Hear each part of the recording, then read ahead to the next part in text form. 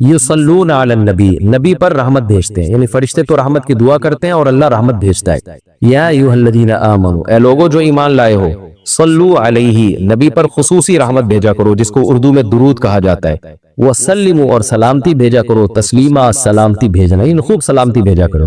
تو یہ آیت جب اس آیت کی وجہ سے علماء نے یہ مسئلہ فقہاء نے بیان کیا ہے کہ زندگی بھر میں ایک مرتبہ درود بھیجنا ہر مسلمان پہ فرض ہے، کیونکہ اللہ نے حکم دیا ہے، اور الامر بشیء لا یقتضی التکرار، جب کسی بات کا آرڈر دیا جاتا ہے نا تو ایک دفعہ کرنے سے وہ آرڈر پورا ہو جاتا ہے۔ تو اللہ نے ہمیں درود کا حکم دیا، تو زندگی میں ایک دفعہ بھی اگر ہم درود پڑھ لیں گے تو یہ فرض ادا ہو جائے گا، جیسے کہ کلمہ توحید زندگی میں ایک دفعہ پڑھنا فرض ہے، باقی جتنا پڑھیں اتنا اچھا ہے۔ اور جب کسی مجلس میں نبی صلی اللہ علیہ وسلم کا ذکر کیا جائے تو ایک مرتبہ اس میں درود پڑھنا واجب ہے، فرض نہیں ہے۔ فرض اور واجب ایک اصطلاح ہے، فرض کا مطلب ہوتا ہے جس کی دلیل یقینی اور قطعی ہو، تو چونکہ قرآن نے درود پڑھنے کا حکم دیا تو وہ چونکہ یہ نہیں اللہ نے کہا کہ ہمیشہ پڑھتے رہا کرو، بلکہ پڑھو تو ایک دفعہ پڑھنا اس قطعی یقینی دلیل کی وجہ سے فرض ہے۔ تو فرضیت ایک ایسی چیز ہوتی ہے جس کا انکار کرنے سے انسان کافر ہو جاتا ہے، کیونکہ اس کی دلیل بہت مضبوط ہوتی ہے۔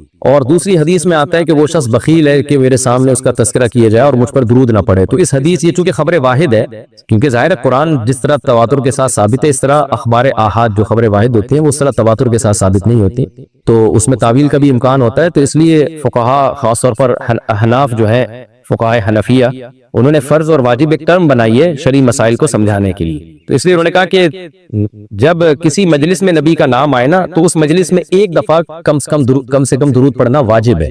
واجب کا درجہ تھوڑا سا فرض سے نیچے ہوتا ہے کیونکہ وہ حدیث سے ثابت ہے۔ تو اور پھر جب بار بار نبی کا نام آئے تو پھر بار بار پڑھنا واجب نہیں ہے کیونکہ اس میں حرج ہے۔ ہاں مستحب ضرور ہے کہ جتنی دفعہ پڑھیں، جب بھی نبی صلی اللہ علیہ وسلم کا نام آئے تو لازمی درود شریف پڑھا کریں، یہ تو مستحب ہے۔ نبی صلی اللہ علیہ وسلم نے فرمایا جس شخص نے مجھ پہ ایک دفعہ درود پڑھا اللہ اس پر 10 رحمتیں نازل کرتے ہیں اور اس کی 10 خطاؤں کو معاف کرتے ہیں۔ تو بہت زیادہ فضیلت ہے درود شریف پڑھنے کی، اور یہ بڑی عجیب بات ہے کہ درود شریف جو ہے یہ اصل میں اللہ کی عبادت ہے۔ یہاں میں آپ کو ایک دلچسپ مسئلہ بھی بتاتا چلوں۔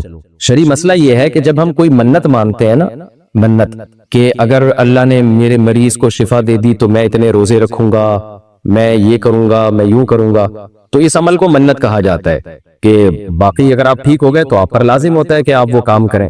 تو منت میں یہ ضروری ہے کہ آپ جس چیز کی منت مانیں وہ عبادت مقصودہ ہو اور اس کی جنس میں سے لازم بھی ہو، یعنی عبادت میں کامل عبادت ہونی چاہیے، وہ عبودیت کا عنصر اس میں ہو۔ جیسے آپ نے منت مانی کہ اگر جو ہے میں امتحان میں پاس ہو گیا تو میں 3 روزے رکھوں گا، تو روزے عبادت ہے، مقصود ہے، یعنی عبادت مقصودہ میں سے۔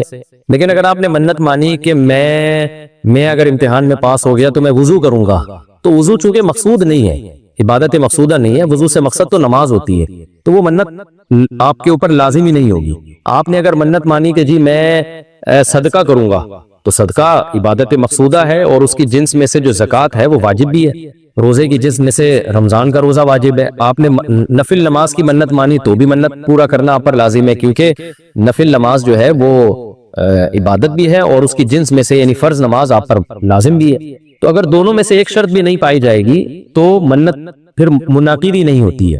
جیسے آپ نے کہا کہ میں جو ہے وہ اگر امتحان میں کامیاب ہو گیا، پاس ہو گیا، تو میں جو ہے اپنے والدین کی خدمت کروں گا، تو یہ خدمت ثواب تو بہت ہے لیکن عبادت مقصودہ نہیں ہے، عبادت مقصودہ نہیں، تو یہ منت آپ پر پورا کرنا لازم نہیں ہوگی۔ خدمت تو کرنی چاہیے، ماں باپ کی خدمت سے بڑھ کر تو دنیا میں کوئی نیکی نہیں ہے، لیکن عبادت مقصودہ نہیں ہے۔ مقصودہ کا مطلب نماز، حج، یہ سب چیزیں جو ہے نا مقصود میں آتی ہیں، یہ کسی عارضے کی وجہ سے اللہ نے ہمیں حکم دیا ہے کہ تاکہ ماں باپ کو پریشانی نہ ہو۔ یہی وجہ ہے کہ اگر خدمت کے محتاج نہیں ہوتے تو پھر خدمت واجب بھی نہیں ہوتی، ان کی خدمت کے محتاج ہوتے ہیں تو واجب ہوتی ہے۔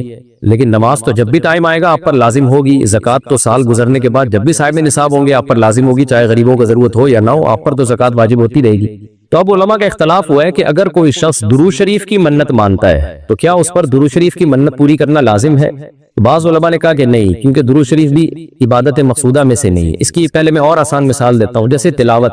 علماء کہتے ہیں اگر کوئی یہ منت مانتا ہے کہ اگر میں امتحان میں کامیاب ہو گیا تو میں 3 پارے تلاوت کروں گا، تو یہ منت پوری کرنا بھی واجب نہیں ہے، کیونکہ قرآن پڑھنا بہت زیادہ ثواب تو ہے لیکن عبادت مقصودہ نہیں ہے، بلکہ مقصد قرآن سے کیا ہے کہ آپ کا دل بنے اور آپ کو آخرت کی یاد تازہ ہو، آپ کو شرعی حکام کا علم ہو۔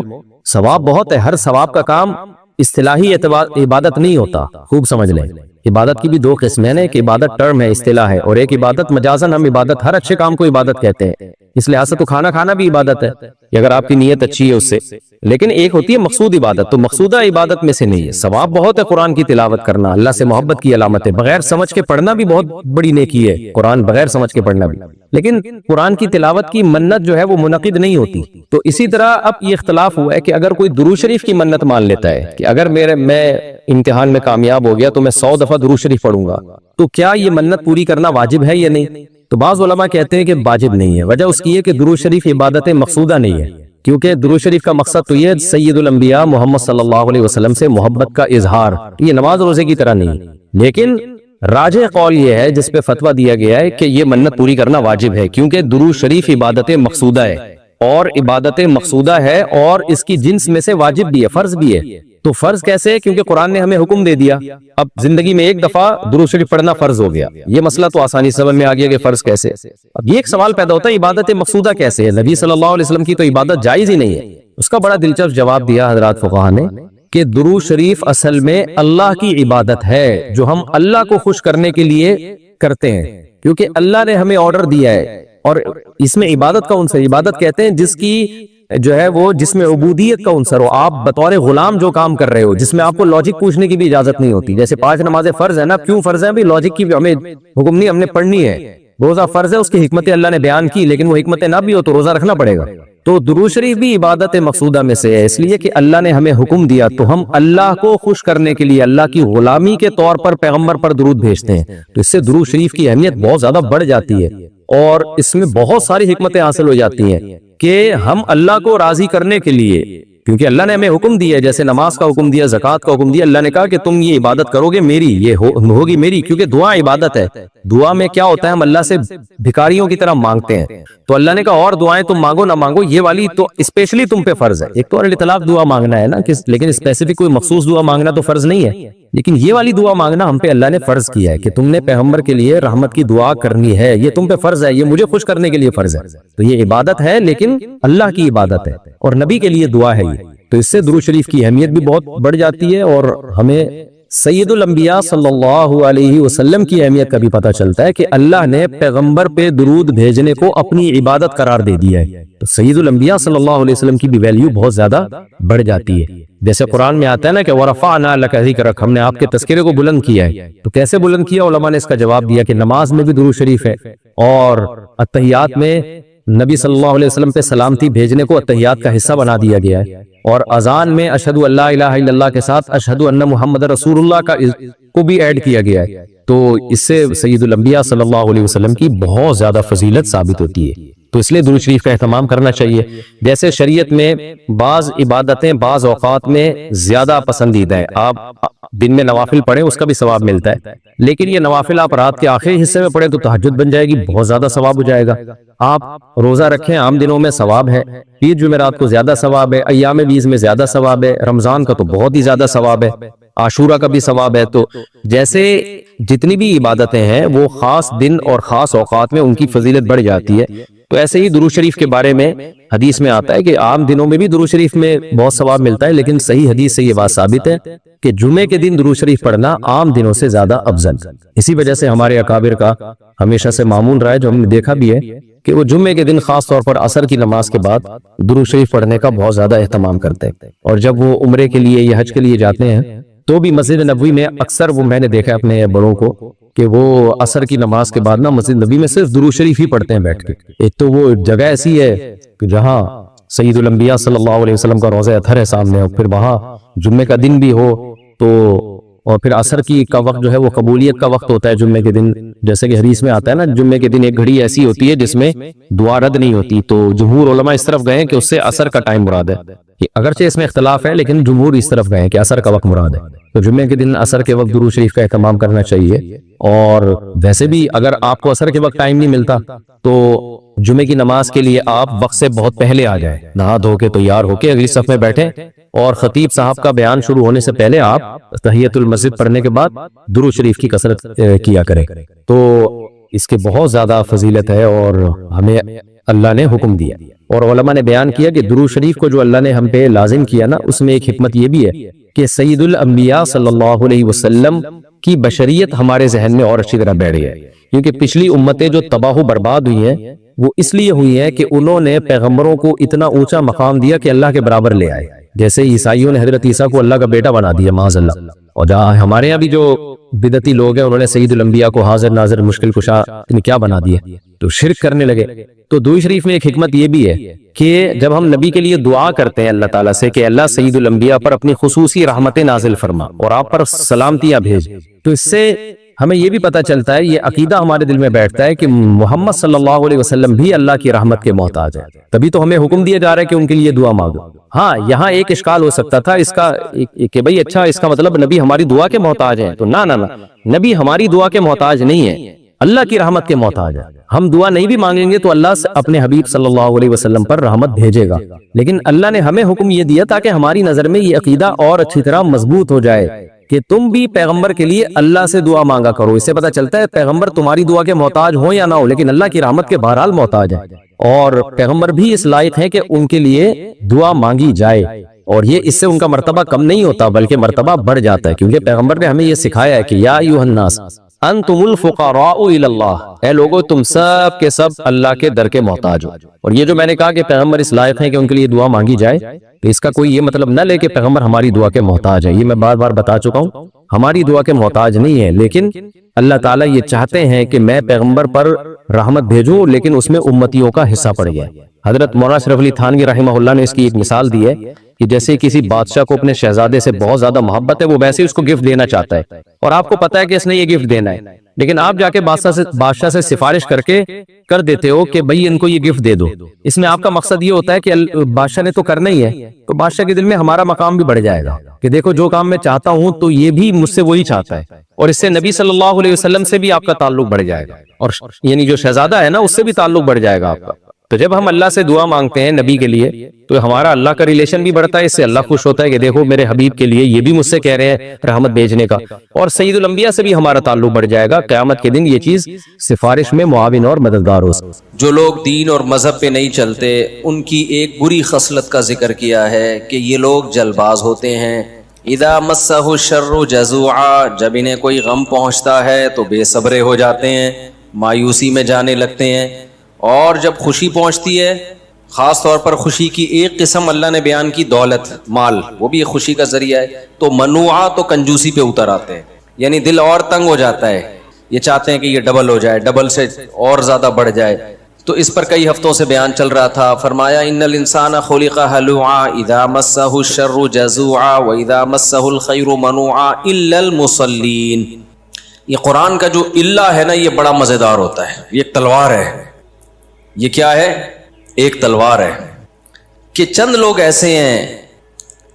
ایسے ہیں کہ دیکھیں دو ہی کنڈیشن میں انسان کا پتہ چلتا ہے نا کہ خوشی میں کیسا ہے اور غم میں کیسا ہے۔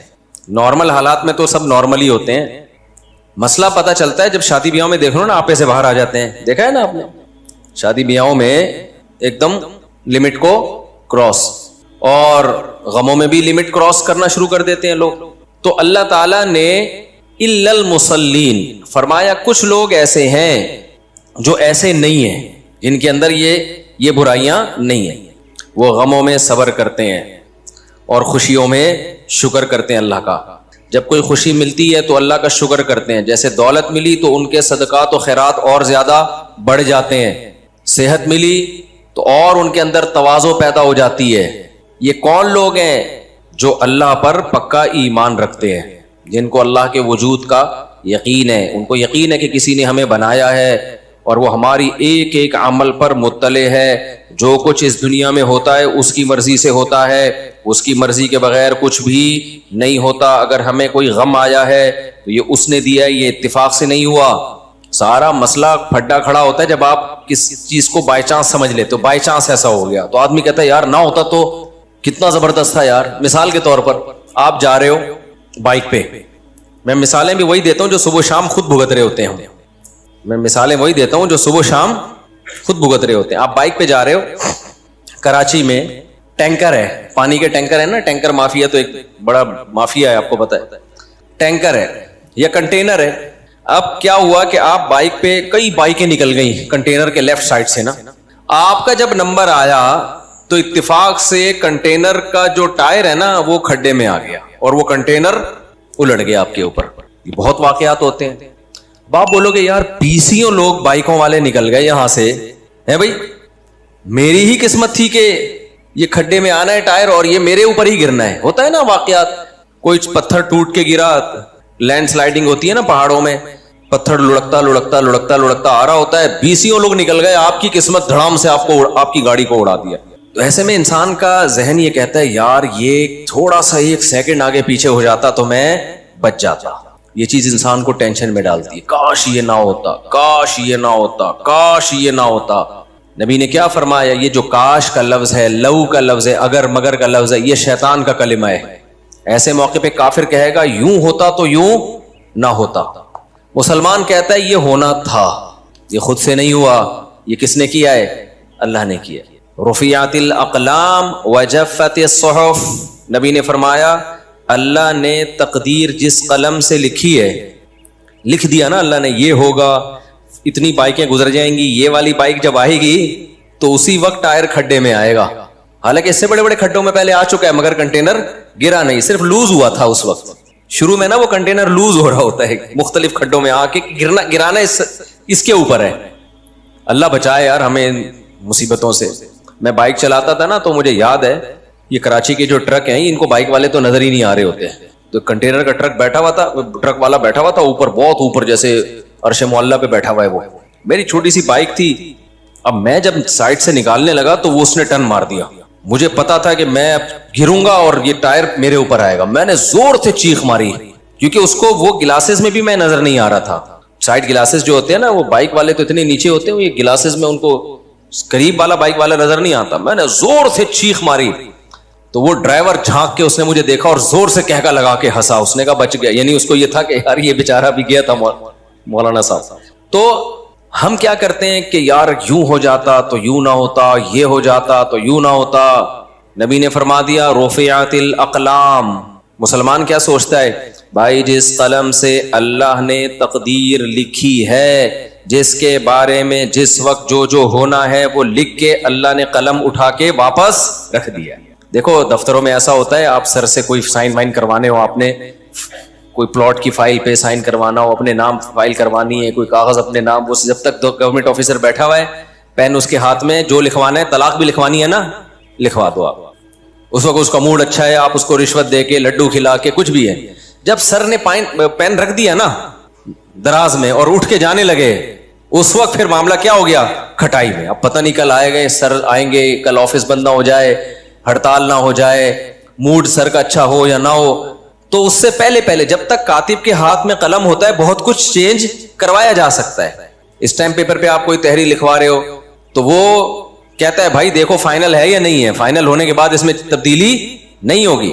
تو نبی صلی اللہ علیہ وسلم نے بھی ہمیں یوں ہی سمجھایا ہے. فرمایا کہ اللہ تعالیٰ نے قلم سے لکھوایا. ہمیں نہ سمجھانے کے لیے مختلف طریقے استعمال کیے گئے ہیں تاکہ ہمیں یہ سمجھ میں آ جائے کہ جو ہوگا نا قیامت تک وہ پہلے سے لکھ دیا گیا ہے، اس میں ذرہ برابر بھی اب تبدیلی ممکن نہیں ہے. اس لیے اس میں اگر مگر کرنا، یوں کر لیتا، یوں ہو جاتا، یوں کر لیتا. اب یہ گیا بھائی، اب یہ پاگل پنے والی باتیں ہیں، سب کچھ ہو چکا ہے. تو یہ سمجھانے کے لیے ہمارے نبی نے فرمایا ہمیں کہ سب سے پہلی جو چیز اللہ نے پیدا کی وہ کیا؟ قلم پیدا کیا. دیکھو کسی بھی ملک میں سب سے پہلے کس کو فوکس کیا جاتا ہے؟ اس کا آئین، کہ ایک کنٹری کی اصولوں پہ چلے گا. جیسے کوئی نیا ملک بنتا ہے، جتنے بھی اسمبلی کے ممبران ہیں بیٹھ کے سب سے پہلے کیا کرتے ہیں؟ آئین لکھو بھائی. یہ نہیں لکھا، ریٹن فارم میں نہیں آیا، زبانی نہیں ہوتا. وہ زبانی تو ہو سکتا ہے یا کچھ آج ہم نے کسی بات پہ اتفاق کیا، کل کوئی مکر جائے، تو ریٹن میں لے کر آؤ، لکھو اس کو. تو اللہ میاں نے بھی جب اس کائنات کو بنایا، زمین بنی، آسمان بنے، انسانوں کی جو بھی اللہ نے ارادہ کیا، تو اللہ نے سب سے پہلے اس لکھا کہ کیا ہو. بلکہ کائنات کو بنانے سے پہلے کائنات بھی اسی لکھے ہوئے کے نتیجے میں بنی ہے کہ میں ایسے اس نظام کائنات کو بناؤں گا. تو قلم. اور کمال کی بات ہے جیسے پاکستان کا آئین ہے نا کہ سب سے پہلی شک کیا ہے؟ حاکم اعلیٰ کون ہے؟ اللہ. پاکستان کا آئین کیا کہتا ہے؟ حاکم اعلیٰ کون ہے؟ اللہ. پہلی شق یہی ہے یہ بتانے کے لیے کہ آگے جو کچھ ہوگا نا اس کو سامنے رکھ کے قانون سازی ہوگی. یہ بڑی جاندار بات ہے پاکستان کے آئین میں. اسی وجہ سے ہم کہتے ہیں پاکستان ایک اسلامی ملک ہے, کیونکہ آئین بہت جاندار ہے. آگے امپلیمنٹ نہیں ہے اس کا, وہ نہیں ہے. تو اس کا طریقہ یہ نہیں ہے کہ آئین کے خلاف آپ آواز اٹھاؤ. اس کا طریقہ یہ ہے کہ آپ بولو بھائی آئین کے مطابق یہ قانون غلط ہے, اس میں آپ کی بات بھی سنی جائے گی, اس میں تبدیلی بھی ہو سکتی ہے. جیسے عدالتی خلا, وہ قرآن و سنت کے خلاف ہے جو آج کل عدالتی خلا چل رہا ہے. تو اس میں آپ یہ نہیں کہ پاکستان غیر اسلامی ملک ہے, آپ بولے پاکستان اسلامی ملک ہے. تو جب اسلامی ملک ہے تو اس میں عدالتی خلا غلط کیوں بنا ہوا ہے؟ لوگ بے وقوفی پتہ ہے کیا کر رہے ہیں, مذہبی اسکالر ٹی وی میں آ کے کہہ رہے ہیں یہ طاغوتی نظام یہاں پہ نافذ ہے, یہاں پہ غیر اسلامی نظام نافذ ہے. بھائی صاحب اس سے تو آپ فیور کر رہے ہو ان قوتوں کو جو چاہتی ہیں کہ اسلام نہ آئے. آپ نے تو کہہ دیا کہ غیر اسلامی ہے, وہ کہیں گے ہم تو کہہ رہے ہیں غیر اسلامی ہے, تو پھر تم مولوی لوگ جو ٹوپیاں پہنی ہوئے یہاں سے کیا کرو, نکلو. یہ بالکل ایسا ہی ہے جیسے قائد اعظم کو لوگ سیکولر ثابت کرنے کی کوشش کرتے ہیں, وہ تو سیکولر تھے. تو اس سے مقصد کیا ہوتا ہے, یہ بتانا کہ بانی پاکستان سیکولر تھے, لہذا یہ اسٹیٹ بھی کیا ہے, سیکولر ہے. اسی وجہ سے علماء کہتے ہیں نہیں بھائی وہ سیکولر نہیں تھے, ان کا نظریہ تھا دو قومی نظریہ اور پھر اسلام کے نام پہ ملک. یہ تو انہوں نے آواز اٹھائی تھی, اگر وہ سیکولر ہوتے تو اسلام کے نام پہ کنٹری کیوں بناتے؟ وہ جو بین الاقوامی عدالت میں مقدمہ چلا ہے, وہ مقدمہ یہ چلا ہے مسلمانوں کو ایک الگ کنٹری چاہیے جہاں وہ اسلامی تعلیمات کے مطابق فیصلہ کریں. تو کوئی سیکولر آدمی اس طرح کا مطالبہ کر سکتا ہے؟ اس مطالبے سے پتہ چلتا ہے. تو کچھ نعرے بڑے زہریلے ہوتے ہیں, دیکھنے میں کیا لگ رہے ہوتے ہیں, بڑے اٹریکٹیو. تو جو لوگ یہ کہتے ہیں نا پاکستان سیکولر اسٹیٹ ہے, وہ پسے پردہ بیڑا غرق کر رہے ہیں مذہب کا. کہنے میں تو وہ بڑے اچھے لگتے ہیں, یار دیکھو یہ سیکولر, یہ اس کا مطلب یہ سیکولر مان لیں پھر ہم اسلام کے لیے اس میں کوشش کریں گے. نہ نہ نہ, آپ نے سیکولر مان لیا تو اب اسلام کے لیے اس میں کوشش نہیں ہو سکتی. جیسے ہندوستان ایک سیکولر اسٹیٹ ہے نا, تو اگر مسلمان مان لیں کہ انڈیا سیکولر اسٹیٹ ہے تو پھر اسلامی نظام کی بات کر سکیں گے وہاں پہ؟ نہیں کر سکیں, کوئی بھی نہیں سنے گا. تو اس لیے خوب اپنا کانسیپٹ کو کلیئر کرو. جب بھی کوئی کہتا ہے پاکستان ایک غیر اسلامی ملک ہے, یہ غلط. اس میں کچھ مخلص لوگ بھی ہیں لیکن ان کو پتہ نہیں کہ ہمارے اس ورڈنگ کا نتیجہ کیا نکلے گا, وہ بے وقوفی والی بات کر رہے ہوتے ہیں. تو یہ اپنا کانسیپٹ کلیئر رکھیں, پاکستان اسلامی ہے, اسلامی تھا اور اسلامی رہے گا. کسی کا باپ بھی اس کو سیکولر اسٹیٹ انشاءاللہ نہیں بنا, ہم بننے بھی نہیں دیں گے. تو آئین ہمارا 100% اسلامی ہے. ہاں یہ بات ضرور ہے کہ گورنمنٹ کو جب گڑبڑ کرنی ہوتی ہے, غیر اسلامی لا پاس کرنا ہوتا ہے, تو لیبل کس کا لگا دیا جاتا ہے, اسلام کا. لیبل اسلام کا لگا دیا جاتا ہے. تو اس پہ اسمبلی میں آواز اٹھائی جا سکتی ہے, اس پہ وفاقی شرعی عدالت میں آواز اٹھائی جا سکتی ہے. وفاقی شرعی عدالت بنی ہوئی ہے, آپ اس میں کیس کریں کہ یہ قانون غیر اسلامی ہے جس پہ لیبل کس کا لگ گیا ہے, اسلام کا. تو لا قانون آپ کا ساتھ دے گا اس میں, سمجھتے ہو؟ آپ قرآن و سنت سے ثابت کر دو دلائل کی دنیا میں. حضرت مفتی تقی عثمانی صاحب جب تک وفاقی شرعی عدالت کے جج تھے, درجنوں قوانین جو غیر اسلامی تھے ان کو اسلامی بنا دیا گیا تھا. کسی سیکولر اسٹیٹ میں ایسا ممکن نہیں. آپ امریکہ میں کیس کر کے دیکھو, کوئی شرعی عدالت ہی نہیں ہے وہاں پہ. آپ بولو جی یہ غیر اسلامی قانون ہے, اس کے خلاف ہم آواز اٹھاتے ہیں, وہ کہیں گے بھائی تو غیر اسلامی ہے تو یہ ملک اس غیر اسلامی ہے, اسلامی کس نے کہا کہ یہ ملک ہے؟ لیکن یہاں میں ممبر پہ بیٹھ کے بار بار چیختا ہوں نا کہ عدالتی خلا غیر اسلامی, عدالتی خلا غیر اسلامی. کیوں مجھے یہ چیخنے کا حق ہے؟ تو اسلامی ملک میں تو میں چیخ سکتا ہوں, غیر اسلامی کنٹری میں میں اس طرح آواز نہیں اٹھا سکتا. تو اسلامی ہے تبھی تو آواز اٹھا رہا ہوں. نہیں یہی میرا خیال ہے بات. دیکھو ایک مسلمان نماز نہیں پڑھتا, آپ اس کو بولتے ہو ابے تو کلمہ گو ہے, نماز کیوں نہیں پڑھتا, چیخ رہے ہو, چلا رہے ہو, اس کا مطلب آپ اس کو مسلمان مان رہے ہو. ہاں مسلمانوں والی ایک کام نہیں کر رہی ہے, تو مسلمان مان رہے ہو. اب وہ نماز نہیں پڑھ رہا اور آپ کہہ رہے ہو نماز پڑھو نماز پڑھو. کسی نے کہا یہ کافر کا بچہ ہے یہ, کیونکہ نماز نہیں پڑھتا, یہ کام اس کے سارے کافروں والے. دیکھو کافر بھی نماز نہیں پڑھتے, یہ بھی نماز نہیں پڑھتا, تو یہ مسلمان کہاں سے ہو گیا؟ تو ہم اس سے اس کو فیور دے رہے ہیں, اس کا مطلب اب ہم اس کو نماز کا کہہ ہی نہیں سکتے. اسی طرح پاکستان میں بہت سارے کام غیر اسلامی ہیں لیکن کنٹری کیا ہے, اسلامی ہے. تو ان غیر اسلامی کاموں کے خلاف آواز اٹھائی جائے گی, اور آواز اسی بیس پہ اٹھائی جائے گی کہ ہم اس ملک کو اسلامی مان رہے ہیں. اگر مانیں گے ہی نہیں تو پھر آواز تھوڑی اٹھائی جائے گی. مسلمان کو نماز کا کہا جائے گا, کافر کو نماز کا نہیں کہا جاتا. تو ہوتا ہی ہے کہ جو اسمبلیوں میں بیٹھے ہوئے لوگ ہیں, جب اپنی مرضی کا کوئی الٹا قانون نافذ کرنا ہوتا ہے اس پہ کیا لگا دیا جاتا ہے, اسلام کا لیبل. یہ گڑبڑ ہو رہی ہے. تو اس کے لیے ضیاء الحق کے دور میں ایک بڑا خاندانی کام ہوا تھا, وفاقی شرعی عدالت بنی تھی کہ بھائی جو قانون آپ کو لگے نا غیر اسلامی, آپ اس میں کیس کرو. جب آپ کیس کرو گے, ثابت کر دو, تو وہ کل عدم ہو جائے گا. لیکن یہ کام ہو نہیں رہا ہے, اور یہ کام عوام کے دباؤ کے بغیر بھی نہیں ہوتا. بعض بہت مشکل سے چینج ہوتے ہیں قوانین, چھوٹے موٹے تو آسانی سے ہو جاتے ہیں, کچھ قوانین ایسے ہوتے ہیں ان میں بین الاقوامی دباؤ ہوتا ہے. جیسے یہ عدالتی خلا کا جو مسئلہ ہے نا, یہ بین الاقوامی دباؤ ہے حکومت پہ کہ بھئی یہ عورتوں کو طلاق کا حق دینا ہے, بھلے تمہارا خاندانی نظام تباہ ہو جائے, برباد ہو جائے, ہمیں اس سے کوئی لینا دینا نہیں ہے, بس حق دے دو. جب چاہے جو عورت کو کوئی میاں 6 بچوں کے بعد بھی اگر اس کو غفار پسند آ رہا ہے تو وہ جائے. اب یہ باہر کا دباؤ ہے. اب یہ وفاقی شرعی عدالت میں آپ چینج کروا سکتے ہیں, لیکن اس کے لیے عوام میں کا دباؤ ضروری ہے. اسمبلیوں میں بیٹھے ہوئے لوگ دیکھیں بھئی عوام اس کو سیریس لے رہی ہے, روڈوں پہ نکلے لوگ. تو یہ کام ہے دینی سیاسی جماعتوں کا. سیکولر سیاسی جماعتیں کریں گی نہیں, ان کو اس سے غرض نہیں ہے. تو یہ کس کا کام ہے؟ دینی سیاسی جماعتیں. اور وہ اس پہ بالکل آواز بولو نہیں اٹھاتا, کیونکہ وہ بھی ایک سیاسی جماعتیں ہیں, ان کو عوام کا فیور چاہیے. عوام اگر یہ آواز اٹھائے گی تو وہ بھی اٹھا لیں گے, عوام آواز نہیں اٹھائے گی تو وہ بھی نہیں اٹھائیں گے. تو عوام اٹھا ہی نہیں رہی ہے. تو ہم جو ممبر پہ چیخ رہے ہیں نا عوام کو بیدار کرنے کے لیے کہ تم سوشل میڈیا پہ آواز اٹھاؤ, یہ عدالتی خلا جو آج کل چل رہے ہیں ہم نہیں مانتے, یہ غیر اسلامی ہے, وکیلوں کو ڈراؤ. آج بھی ایک ایڈوکیٹ آئے تھے, ان کو میں نے ڈرایا, میں نے کہا یہ عدالتی خلا جو آپ لوگوں نے دھندے لگائے, میں کہہ رہے بھائی میں تو خلا کا کیس ہی نہیں لیتا, میں کیوں اپنے کھاتے میں زنا ڈالوں. کچھ لوگ ڈر گئے. الحمدللہ پشاور سے ایک ایڈوکیٹ آئے, انہوں نے کہا کہ میں نے 10 سال سے اس کے خلاف آواز اٹھا رہا ہوں. سمجھ رہے ہیں, 10 سال سے کہہ رہے میں بھی نہیں یہ کرتا, مجھے ڈر لگتا ہے, اللہ کو میں نے کیا جواب دینا. بیوی کسی اور کی ہے, جج صاحب نے پکڑا دی غفار کو. وسیم کی بیوی تھی, جج نے اٹھا کے غفار کو. ایک جج آئے تھے بہت بڑے, میں پورا ان کو مینشن نہیں کروں گا کسی کی پرسنل باتوں کو, وہ مجھ سے بہت بحث کر رہے تھے اس پہ, عدالتی خلا عورت کو نہیں رہنا چاہتی. میں نے کہا بھائی صاحب آپ کیا بات کر رہے ہو, جج صاحب آپ اپنی بیوی کو طلاق دو, دوسروں کی بیویوں کو آپ طلاق مت دو. ایک دم نہ وہ ان کے کان کھڑے ہو گئے. یار یہ ان کو لگا کلک کیا, ان کو یہ کیا لگا ان کو. جیسے ایک مولانا صاحب تھے جو میٹھا کھانے کے اکثر مولانا لوگ شوقین ہوتے ہیں, تو بیمار تھے نا, ایسے مرنے لگے نا, بالکل جان نکل رہی تھی ان کی. کوئی آ کے کہہ رہے ہیں ان کو پیناڈول کھلاؤ, کوئی کہہ رہے ہیں ان کو ٹیکا لگاؤ, کوئی کہہ رہے ہیں ان کو یہ کرو, کوئی کہہ رہا ہے یہ کرو. ایک نے کہا دودھ جلیبی کھلاؤ, ایک دم کلک کیا ان کو, ایک دم ان کی آنکھیں کیا ہو گئیں, کھل گئی, اٹھ کے بیٹھ گئے. بولے بھائی یہ کیا کہہ رہے ہیں. تو کچھ چیزیں انسان کو ایک دم کیا کرتی ہیں, دلائل سے بات سمجھ میں نہیں آ رہی ہوتی, تو ایسا اسٹائل اختیار کرنا پڑتا ہے کہ وہ ایک دم کلک کر جائے, ٹھا کر کے لگے اس کی کھوپڑی میں جا کے. تو میں تو دلائل سے چیخ کے تھک گیا کہ بھائی عورت خود سے نہیں لے سکتی. ہاں مرد ظالم ہو ایک الگ بات ہے, اس میں گواہوں سے ثابت کرے کہ یہ بیسک حقوق ادا نہیں کر رہا, پھر فسخ نکاح ہوگا, تنسیخ نکاح ہوگا. ایسا نہیں ہے کہ وہ جب چاہے جو عورت چاہے.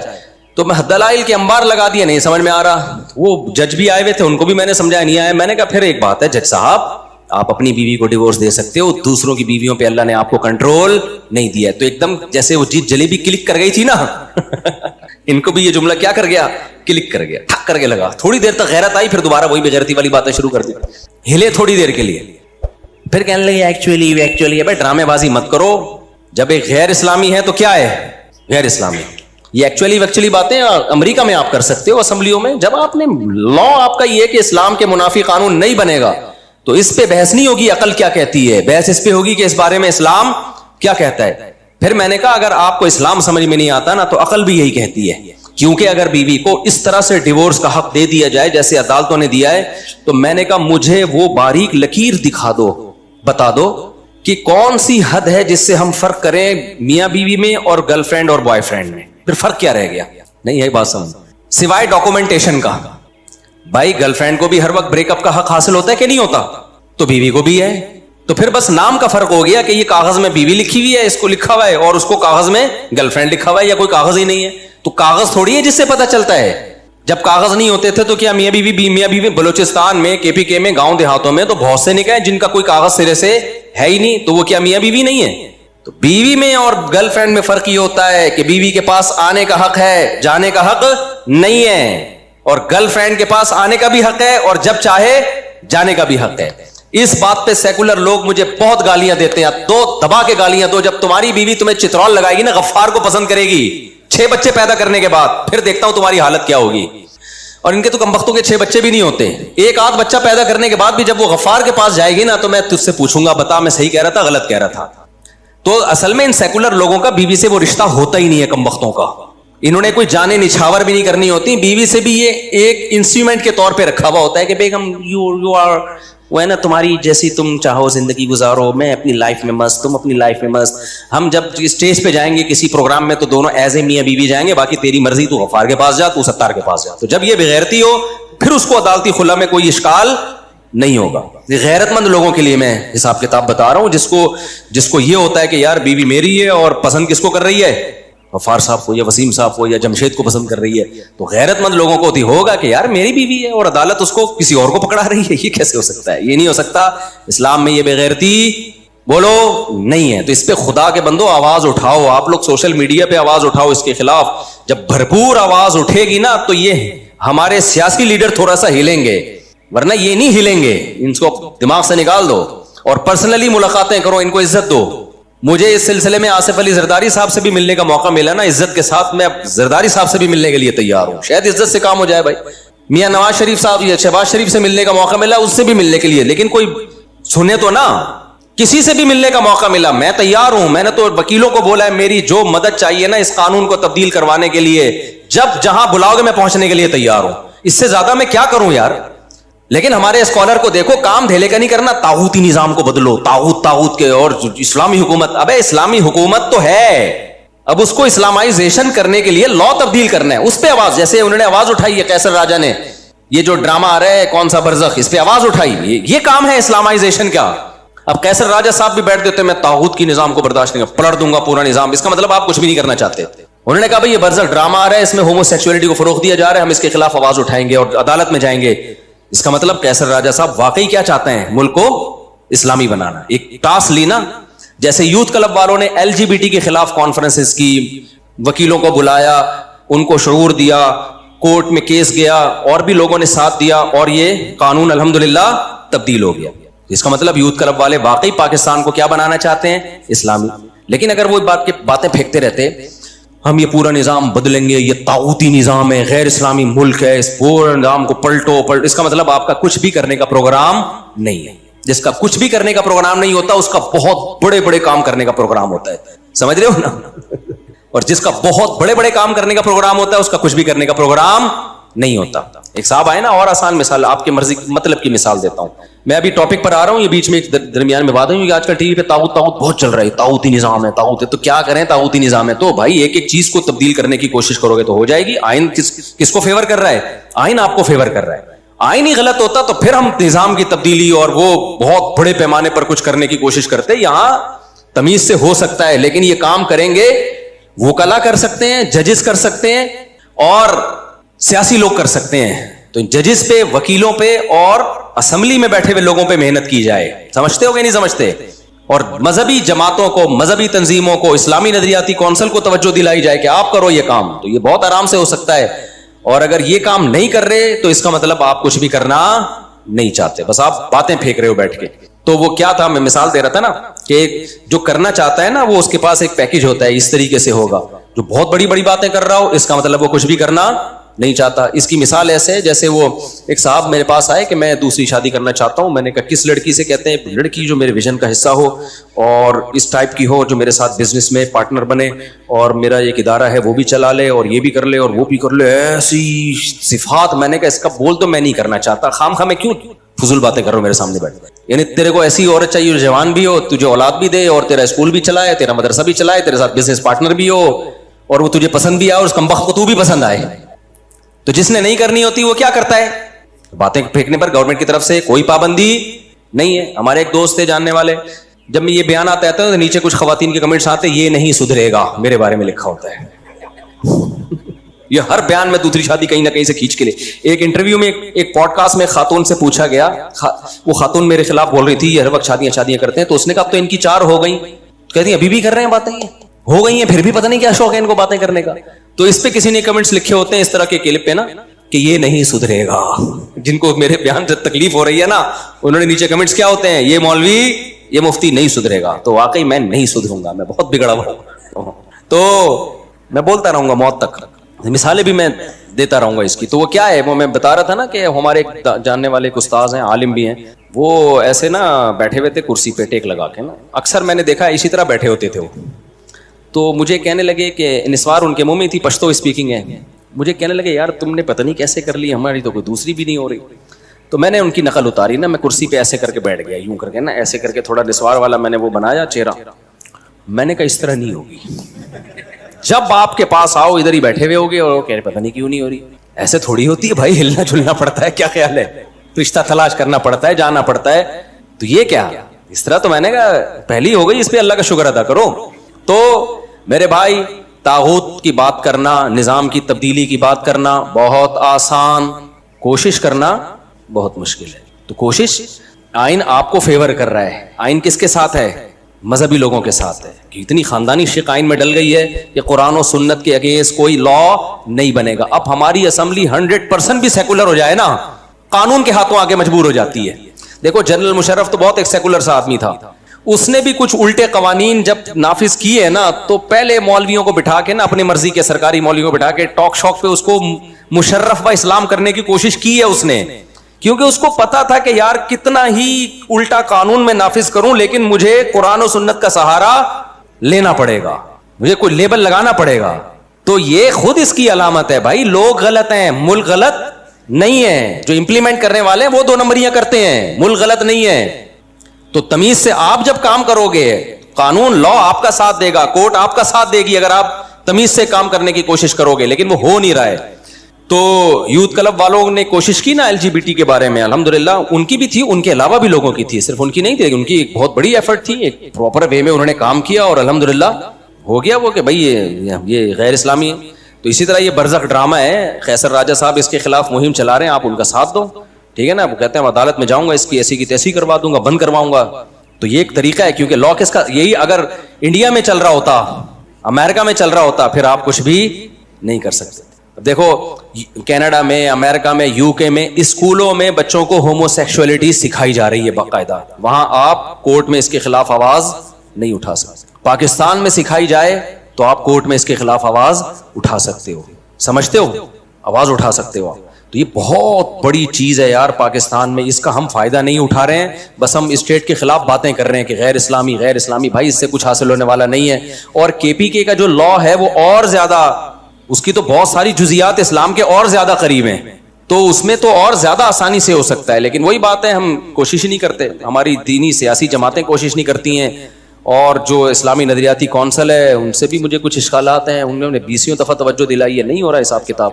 تو جب اللہ نے کہا ہے, خدا نے آج تک اس قوم کی حالت نہیں بدلی جو قرآن کی آیت کا ترجمہ کیا نا علامہ اقبال نے, کہ نہ ہو جس کو خیال آپ اپنی حالت کے بدلنے کا. علامہ اقبال تھے, پتہ نہیں الطاف حسین حالی تھے, کن کا شعر ہے یہ, کہ جس قوم کو خود لوگ دیندار لوگ ہی اس پہ نہیں چاہتے ہیں تو پھر کہاں سے ہوگا, بس بیٹھ کے باتیں کرتے رہو. تو کہاں سے کہاں نکل لی ہم بھائی, کیا بات کر رہے تھے ہم, یہ بات کر رہے تھے کہ یہاں کہاں سے گیا میں, تو بیان کچھ اور لے کے چلا تھا نا. ابے ریٹن فارم, ہاں یہ ریٹن پہ بات آئی تھی, آپ نے صحیح بات. تو میں عرض کر رہا تھا کہ جب کوئی ملک بنتا ہے تو لکھا جاتا ہے آئین کو. تو اللہ میاں نے بھی جب کائنات بنانے کا ارادہ کیا, حدیث میں آتا ہے سب سے پہلے اللہ نے قلم کو پیدا کیا اور قلم سے کہا لکھ, اب لکھا جا رہا ہے. اللہ کو یہ لکھنے کی ضرورت نہیں تھی کہ حاکم اعلیٰ اللہ ہے, یہ لکھنے کی اللہ کو ضرورت بولو ہے نہیں, کیونکہ اللہ خود ہی بنا رہا ہے نا, تو خود ہی ہے سب کچھ. اللہ کو یہ لکھنے کی ضرورت تھی کہ میں جو قانون سازی آگے کروں گا وہ کس اصول کے تحت. جیسے پاکستان میں لکھ دیا گیا حاکم اعلیٰ اللہ ہے, اور یہ اس میں مولانا شبیر احمد عثمانی کی بڑی ایفرٹس ہیں, سمجھتے ہو. اور صبح شام علماء دیوبند کو گالیاں لوگ دینے والے بہت ہیں, لیکن اس میں علماء کی قائد اعظم سے ملاقاتیں تھیں اور ان کی محنت تھی, جس کے نتیجے میں سب سے پہلی شق کیا آئی ہے, حاکم اعلیٰ کون ہے, اللہ ہے. یہ بڑا خاندانی کام علماء نے کروا لیا تھا, بر صغیر کے علماء نے. تو اب اسی شق کے نیچے سارے اصول طے ہوں گے. تو اللہ میاں نے کیا کیا بھائی, اللہ نے کہا میرا تو کوئی اسمبلی نہیں ہے, میں خود ہی قانون بنا رہا ہوں کہ اس کو کیسے چلایا جائے گا. تو اللہ میاں نے اپنے آپ کو پابند کیا سب سے پہلے, کہ میں جو قانون سازی کروں گا, جو میرے بندوں سے معاملات ہوں گے, مخلوق سے معاملات ہوں گے, وہ اس اصول کے تحت ہوں گے. وہ اصول اللہ نے کیا لکھا, سبقت رحمتی غضبی, میری رحمت میرے غصے پر غالب رہے گی. کیا مزہ آ گیا کہ نہیں آ گیا. اللہ نے یہ نہیں لکھا, اگر لکھ دیتے مجھے غصہ ہی نہیں آئے گا تو پھر سب کچھ ہمارے لیے حلال ہو جاتا. نہ قوم عاد تباہ ہوتی, نہ قوم سمود تباہ ہوتی, قوم لوط ابھی تک چل رہی ہوتی, اللہ بچائے. اس قانون کی ہمیں ضرورت ہی نہیں ہوتی کینسل کرانے کی, کیا خیال ہے. تو پھر تو سارے جرائم ہوتے, کوئی سزا ہی نہیں ہوتی. تو اللہ نے یہ نہیں کہا. پھر اللہ یہ بھی کہہ سکتے تھے کہ میرا غصہ میری رحمت پہ غالب ہوگا, رحمت بھی ہوگی غصہ بھی ہوگا, لیکن غصہ زیادہ ہوگا رحمت کم, تو بھی ہمارا پروگرام برباد ہو چکا ہوتا, کیونکہ کوئی نہ کوئی غلطی تو ہر ایک سے ہوتی ہے. تو اللہ کو اس پہ غصہ آتا, اللہ کو سزا تھوڑی سی بھی دے دیتا نا اللہ تعالیٰ, تو وہ تھوڑی سی بھی ہمارے لیے عبرت کے لیے کافی ہو جاتی. تو اللہ نے کہا کہ نہ میری رحمت ہمیشہ میرے غصے سے کہاں رہے گی, آگے آگے. غصہ اصل نہیں ہے, اصل اللہ کی رحمت ہے. غصہ جب آئے گا جب کوئی بہت زیادہ اللہ کے حکام کو توڑ کر اس کو غضب دلائے گا. تو اس کے اللہ نے اصول کیا رکھے دیکھو, اللہ نے کہا اگر کسی سے گناہ ہو جاتا ہے فوراً عذاب نہیں آئے گا, توبہ کا اس کو موقع دیا جائے گا. تو اس کا مطلب رحمت غصے پہ غالب ہے کہ نہیں ہے. پھر اگر دوبارہ ہو گیا دوبارہ چانس دوں گا اس کو, تیسری دفعہ ہو گیا تو تیسری دفعہ چانس دوں گا, چوتھی دفعہ ہو گیا بولو نا چوتھی دفعہ چانس, پانچویں دفعہ گناہ ہو گیا پانچویں دفعہ چانس. حدیث میں آتا ہے نا ایک شخص نے ایک بندے کو قتل کیا, اللہ نے چانس دیا توبہ کر لے, اس نے دوبارہ قتل کیا, اللہ نے چانس دیا توبہ کر لے, نہیں کی توبہ. تیسرا بندہ قتل کیا, اللہ نے چانس دیا اب توبہ کر لے, اس نے کہا اس نے نہیں کی توبہ. چوتھا پانچواں کتنے مار دیے 99 کے بعد اس کو خیال آیا کہ یہ تھوڑا سا مناسب کام مجھ سے تھوڑا نامناسب چل رہی ہے, اللہ کو کیا منہ دکھاؤں گا. ایسا نہ ہو کہ آپ میں سے بھی کوئی کہے کہ چلو کرتے رہو آخر میں توبہ کریں گے. ہزاروں میں ایک لو آدمی ہوتا ہے جس کو اتنے جرائم کرنے کے بعد توبہ کا خیال آئے, ورنہ 99% کو توبہ کا خیال نہیں آتا. اس لیے شروع میں ہی بچ جاؤ. گناہ کر کے توبہ بڑا مشکل کام ہے, گناہ سے بچنا آسان ہے, کر کے توبہ کرنا مشکل ہے, کیونکہ لت پڑ جاتی ہے اس گناہ کی. دیکھو جو شراب نہیں پیتے بچے ہوئے ہیں, آسان ہے نا, پی کے چھوڑنا آسان ہے مشکل ہے. تو 99 کے بعد اس کو خیال آیا, پھر 100 مار دیے, پھر خیال آیا. تو یہ اللہ کی رحمت ہے, 100 کے بعد جب توبہ کی ہے تو اللہ نے 100 کے 100 قتل معاف کر دیا. تو رحمت غصے پہ غالب ہے یا نہیں ہے. لیکن اللہ نے کہا کہ اگر موت کا وقت آ گیا نا تیرا اور اب تو توبہ کر رہا ہے, اب معاف نہیں, کیونکہ اب بھی اگر معافی کا آپشن ہو پھر تو سارے کریں گے, تو پھر اس کا مطلب اللہ میں غضب ہے ہی نہیں. تو اللہ نے ایک شق جو لکھی تھی وہ یہ نہیں لکھی تھی کہ میں ہمیشہ رحم ہی کروں گا, غصہ نہیں کروں گا. اس میں غصے کا تذکرہ تھا, لیکن کہا کہ رحمت غصے پر غالب رہے گی. تو اب اگر کوئی موت کے وقت توبہ کرتا ہے, کیونکہ موت کے وقت تو عالم برزخ نظر آنا شروع ہو جاتا ہے, فرشتے اور عذاب آنکھوں سے دیکھنا شروع کر دیتا ہے. دیکھنے کے بعد تو فرعون بھی ایمان لے آیا تھا بھائی, ہزاروں بچوں کا قاتل 20 دفعہ سمجھایا گیا, موسیٰ کلیم اللہ کو بھیجا گیا, اتنے بڑے پیغمبر کو معجزے دکھائے گئے, سب کچھ, اس کی کھوپڑی میں بات نہیں آئی. بتایا گیا اب بھی توبہ کر لے. آخری چانس دیا گیا کہ بھائی سمندر میں راستے بن رہے ہیں پانی میں, کیسا معجزہ, بنی اسرائیل وہاں سے گزر رہے ہیں, سمندر پھٹ گیا ان کے لیے, کتنا بڑا معجزہ دیکھا نا. وہاں بھی اگر توبہ کر لیتا تو اللہ معاف کر دیتا. کتنا بڑا اللہ نے اس کو آپشن دیا. اس کمبخت کو پھر بھی خیال نہیں آیا, اپنی فوجیں لے کے اسی راستوں میں اتر گیا جو کس کے لیے بنے تھے, بنی اسرائیل کے لیے. ابے بھائی یہ تو اس کے لیے اللہ نے تمہارے سامنے بنائے ہیں, ورنہ پانی ایسے کہاں پھٹتا ہے. دماغ کیا ہو گیا تھا خراب, اترا ہے اور پانی اللہ نے جوڑ دیا. یہ نہیں سدھرے گا. جیسے میں 4 شادیوں پہ بیان نہیں چھوڑوں گا نا, تو ہم تو غلط بات پہ تو نہیں اڑے ہوئے نا, صحیح بات پہ اڑے ہوئے. لیکن فرعون کس پہ اڑ گیا تھا, غلط پہ.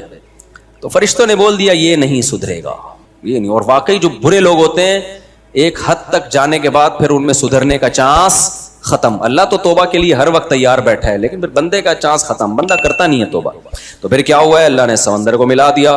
جب ملایا ہے تو فرعون کا جب پانی حلق میں جانا شروع ہوا, فرعون نے کیا کہا, آمنت انہ لا الہ الا الذی آمنت بہ بنو اسرائیل. ہمارے استاذ جب اس آیت کا ترجمہ کرتے, ہمیں درس جب قرآن ہم پڑھا رہے تھے نا ہمیں قرآن مدرسے میں, تو وہ اس آیت کے بڑا مزہ لے کے ترجمہ کرتے تھے. فرماتے تھے کہ دیکھو ساری زندگی فرعون ایمان نہیں لایا, مرتے ہوئے لائے تو بڑی ڈیٹیل سے لایا ایمان. انہو یہ ہو ضمیر شان ہے, جو عربی گرامر جاننے والے طلبہ ہیں ان کو پتہ ہے ضمیر شان کسے کہتے ہیں. اس کا ترجمہ یہ ہوتا ہے کہ قصہ یہ ہے, کہ بات یہ ہے, کہ اس کو ضمیر قصہ بھی کہتے ہیں. یعنی جب آپ کوئی بات شروع کرنے سے پہلے تمہید باندھتے ہیں نا کہ ایکچولی بات یہ ہے کہ, تو اس کے لیے ہو ضمیر لائی جاتی ہے, اس کا کوئی مرجع نہیں ہوتا. تو فرعون سے موسیٰ علیہ السلام ساری زندگی یہ مطالبہ کرتے رہے کہ تو ایک دفعہ زبان سے کہہ دے آمنت باللہ, میں کس پر ایمان لایا, اللہ پر. یہ سینٹنس زبان سے نکال دے. فرعون اتنا سا مختصر جملہ بھی زبان سے نکالنے کے لیے پوری زندگی تیار نہیں ہوا, بلکہ اوٹ پٹانگ باتیں کرتا رہا. لعلی ابلغ الاسباب, لاؤ سیڑھیاں لے کر آؤ, میں ذرا آسمان پہ چڑھ کے دیکھوں. اطلع الی الہ موسیٰ, موسیٰ کے خدا کو جھانک کے دیکھوں ہے بھی یا نہیں ہے. اس طرح کی فضول باتیں کرتا تھا جیسے آج کل ملحد لوگ کرتے ہیں کہ اللہ نظر کیوں نہیں آتا. ساری زندگی اوٹ پٹانگ باتیں کرتا رہا, اور جب پانی منہ میں جانے لگا ہے اس کو پتا چلا اب ہم گئے, تو کیا کہتا ہے, آمنتو انہو, میں ایمان لایا, بات نہیں, ایک اور جگہ کا انہو, وہ آیت میرے ذہن سے نکل رہی ہے اس وقت, کہ آمنتو انہو لا الہ الا الذی آمنت بہ بنو اسرائیل, میں ایمان لایا اس بات پر, انہو کہ بات یہ ہے کہ اس اللہ کے سوا کوئی معبود نہیں ہے جس پر بنی اسرائیل ایمان لے کر آئے ہیں. تو اس سے پہلے اس نے ضمیر شان لا کے پوری تمہید باندھی ہے, بات یہ ہے کہ, ٹھیک ہے نا.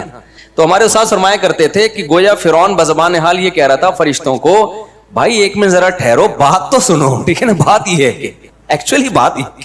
اس کی مثال ہے جب ہم کسی چور کو پکڑ کے چترول لگاتے ہیں نا, رنگے ہاتھوں پکڑا گیا ہو, تو وہ یہ نہیں کہتا میں چور نہیں ہوں, اس کو پتا یہ تو رنگے ہاتھوں چوری کرتے ہوئے پکڑا گیا ہے, تو وہ کیا کہتا ہے, بھائی بات یہ ہے کہ بات تو سنو یار, یعنی تم کچھ تھوڑے ٹائم کے لیے رکو گے تو میں آگے ایکسپلین کروں گا.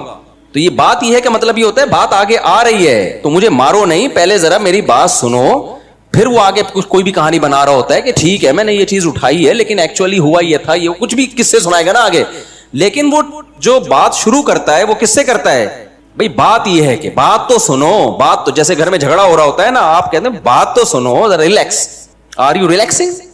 وہ ایک آدمی سمندر کے کنارے لیٹا ہوا تھا, تو ایسے کرتا پہن کے نا بڑے مزے سے, تو ایک شخص کیا آر یو ریلیکسنگ, اس نے کہا نو.